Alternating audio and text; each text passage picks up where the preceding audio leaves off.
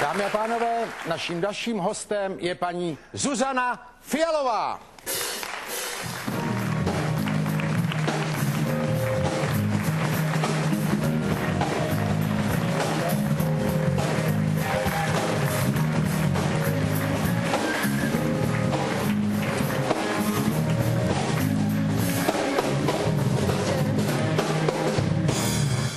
Dobrý večer. Dobrý večer. Paní Zuzana Fialová, herečka. Ano. Stačí to, když Doufám, to řeknu? Ne, tak vy jste herečka, ale na Slovensku i v Čechách, že jo? Áno, aj v Polsku. Udělejte si pohodlí, vy jste taková jako... Nechcem, lebo ja keď sa tu oprem, vy sa tak začnete tlačiť.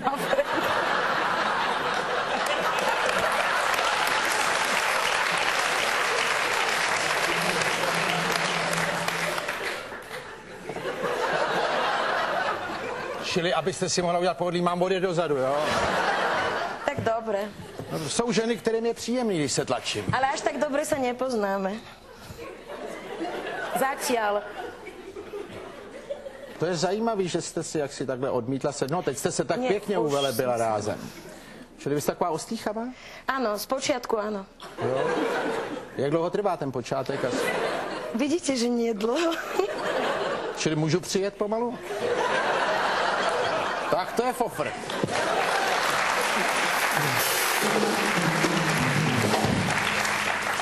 Čili já bych se vás rád zeptal. No, víte, že je neslušný tak dávat najevo, že se mě jak si skoro štítíte. Áno, lenže vy mi lezete do aury, ne? Do aury? Áno. A to já nevěděl, že jste přišla s aurou. Áno, aj s autom. A vy jste přišla s aurou.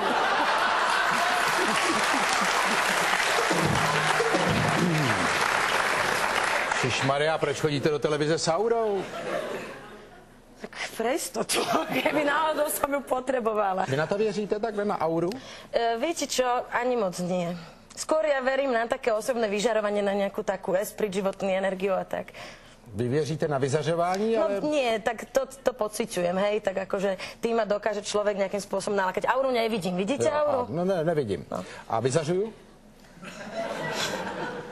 Trošku vyžarujete. Ale vy jste mě...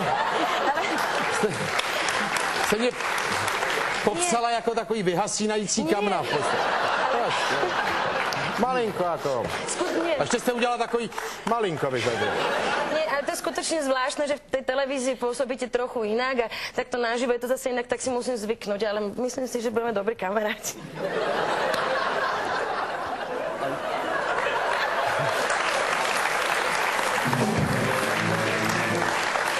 A vy myslíte, že já jsem také zvol lidi, aby jsme se kamarádili? Neviem, a na čo ste si ma pozvali? No co pak s váma, jak se budeme kamarádi tamhle s panem doktorem, že jo? S ním sa nebudeme, on nemá auru a... Tak dále. No tak ale počkej. vy ste asi mysleli, že pán Kraus má aureolu a teda ste urobili svetým. Auroru, ne? Auroru, no. To by bol revolucionár, to nie. Ne, tak počkejte, teď jenom, aby jsme malinko vůbec se dostali k něčemu. Vy jste herečka, ale hrajete na Slovensku, ale i v Čechách, že jo, to je zajímavý. Aj v Polsku. I v Polsku už hrajete? Tam já se teprve chystám. No, ale v Česku jste hrála v činoherním klubu, nebo hrajete ještě tam? No, ešte by som mala, hej. Jo. A na Slovensku, ve Slovenském národním divadle? Áno, aj Jo? tu. Tady taky? Áno. Já jsem tady taky párkrát hrál. No? No a jak jste na to přišla, že byste chtěla být herečkou? No, to je taká otázka, viete, no. No otázka je to normální, to jako... Když jste herečka, tak... Toľkokrát vymýšľala, že už ani neviem, čo je pravda. No ne, jestli jste to chtěla odjak živa, nebo to byla náhoda? No, myslím si, že som tak ako nemala veľmi ani inak na výber. Sa mi to tak stále plietlo.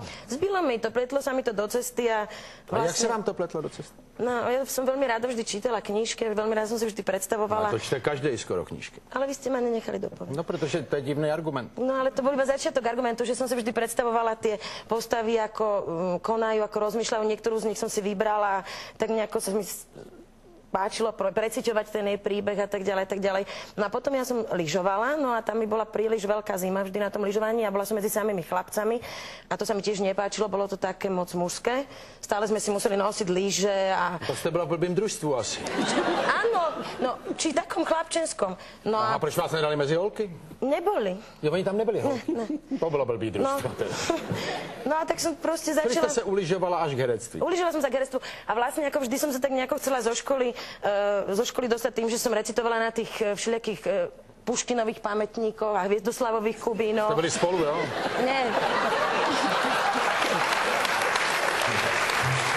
Já recituji na prednášky, iba prednášky Vy jenom metodologii. přednášky. Já jsem selek, že jste tady tak zvláštně propojený.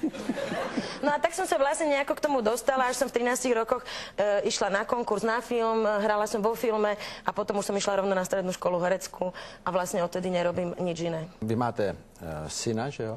Jak je starý? 9. 9 roků. No a tak to je docela problém. Áno, Je, že jo? určite. Já o tom vím. Já mám jednu herečku, která má taky malýho kluka. A je šťastná? Je šťastná. No viete, chcem povedať, že problém je aj v tom, že skutočne je dobre mať v tomto povolaní partnera, ktorý absolútne chápe To je něco špecifika. jako já, Áno, no. Ale vy ste... Ale vy ode mě jste se otahovala, ale já už jsem zadaný. Ale, no a vy máte takového partnera? No nemám. Nemáte. Teda možno mám, ale nerada by o tom. som to... Čo by som nevedela, že... No, že říkáte nemám, Vy možná neviete. mám, ale...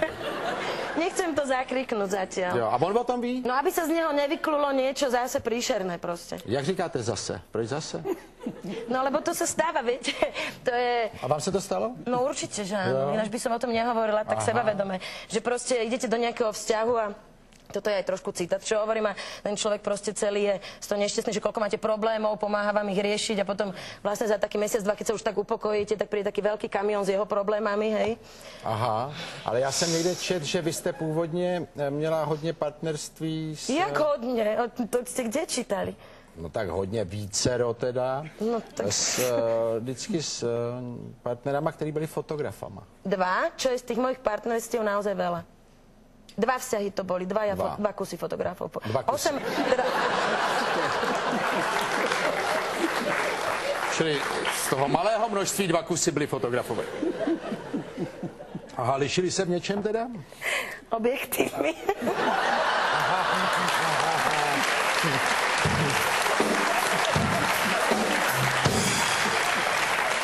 Čili jeden byl širokouhlej a druhý tele, jo? Aha. Čili jenom objektivama, a jinak... A máte pocit, že to mělo nějakou souvislost, že zrovna fotografové? Jo? Čím myslíte, že to bylo? Vždy proste ma zaujíma na mužovi, teda vždy, tak ani nie moc to, ako vyzerá, ale skôr to, že čo robí a vlastne ten jeho svet. Pretože väčšinou ten ľudský svet sa týka veľmi veľa toho, čo robíme, to nás fascinuje a vlastne keď prichádza ten partner do vzťahu, prináša ten svoj svet. Já to nedělám, ale je to možný. Tak máte podobné svety s tou Ivanou, tak obidva ste Jak v to tej můžete branži. vědět? Tak dobre, nehovorme o vás. Dobře. No, tak...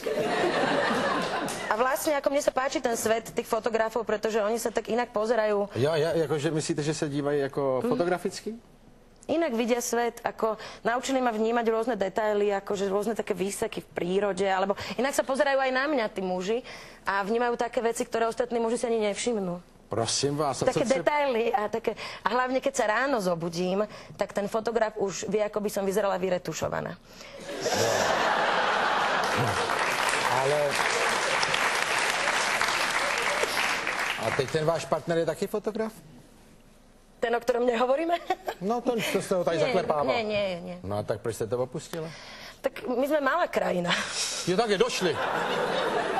Došli fotografové? To by se sehnalo, ne? Snad tady má někdo ještě foťák.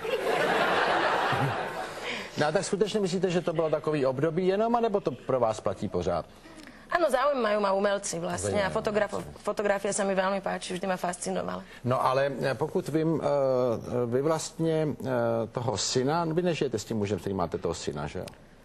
Nie. Ne. A vycházíte spolu dobře? Myslím, že veľmi dobre. Jo, bo já jsem někde četl, že jste řekla takovou větu, že jste mu vybrala velmi dobrýho a kvalitního otce. Áno. Jo? Synovi teda. No synovi, no to je Nie, jasné. manželovi. Áno. Ne, ale že jste doslova použila termín vybrala. No, áno, chcela som s ním mať dieťa.